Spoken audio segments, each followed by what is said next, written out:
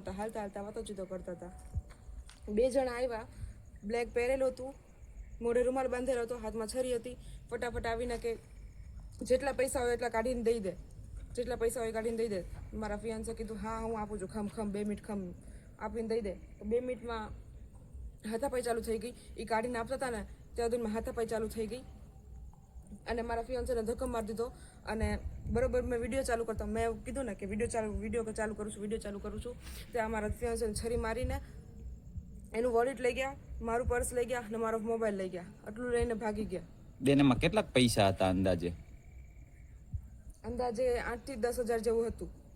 એ જે બે હતા એમનાથી કોઈને ઓળખો છો તમે? નહીં,